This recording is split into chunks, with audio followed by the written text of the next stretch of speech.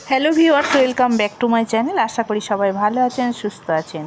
আজকে আমি কুলের আচার বানাবো, টক ঝাল মিষ্টি কুলের আচার। এই আচার বানানো কিন্তু খুব সহজ আর খেতে কিন্তু ভীষণ টেস্টফুল হয়। প্রথমে আমি এখানে তেলের মধ্যে দিয়ে দিলাম 5 ফোড়ন, সঙ্গে দিয়েছি লাল লঙ্কা। এখানে আমি এটাকে খুব ভালো করে ভেজে নেব। নিয়ে এটার মধ্যে সুন্দর যখন একটা স্মেল বেরোবে তখন এর মধ্যে কুলগুলো তুলে দেব।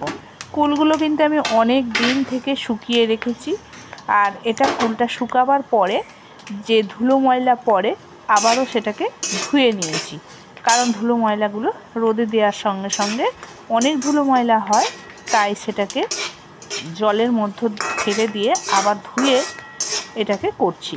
কারণ শুকিয়ে নেওয়ার পরে এটা করা যায় না, কারণ আকাশে বাতাসে যে ধুলো বয়ে সেই ধুলোগুলো কিন্তু পড়ে থাকে, তাই জন্য করার আগে আরও একবার ধুয়ে নিতে হয়, আর এটা শুকাবার আগেও একবার ধুয়ে নিতে হয়। কুলগুলোকে খুব ভালো করে আমি ধুয়ে নিয়েছি।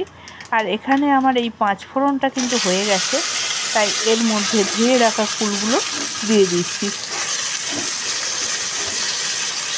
এখানে কুলগুলো কিন্তু পরিমাণ কিন্তু প্রচুর বেশি, কিন্তু এটাকে শুকিয়ে নিয়ে প্রায় আমি এখানে 10 দিন ধরে শুকনো করেছি। শুকনো অবস্থায় যে দিয়েছি, এর ফলে কি হবে, এর পরিমাণটা কিন্তু অনেক বেশি হবে, কারণ এটা শুকানো কুল। এই কুলটাকে আমি 5 ফোড়নের মধ্যে ভালো করে নাড়াচাড়া করে নেব। তারপরে এখানে আমি ওপর থেকে দিয়ে দেব এবার চিনি। এটা চিনি দিয়ে আজকে বানাচ্ছি।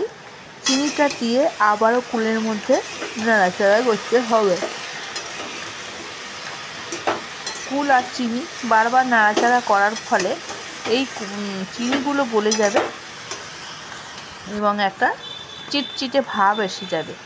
তাই এখানে আবার ওপর থেকে দিয়ে দিলাম পরিমাণ মতো লবণ।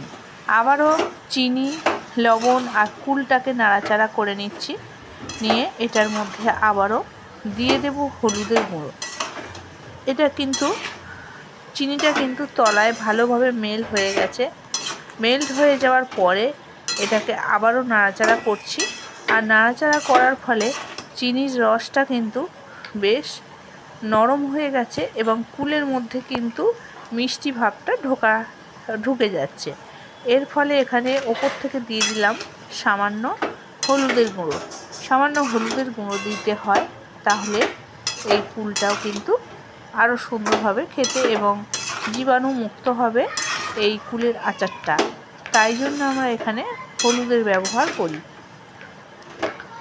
হলুদ দিয়ে আবারও নাড়াচাড়া করলাম, আর এখানে আমি দেখুন কুলের মধ্যে চিনির রসটা কিন্তু ভালোভাবে মেল্ট হয়ে গেছে, আর কুলগুলো কিন্তু নরম হয়ে আসছে।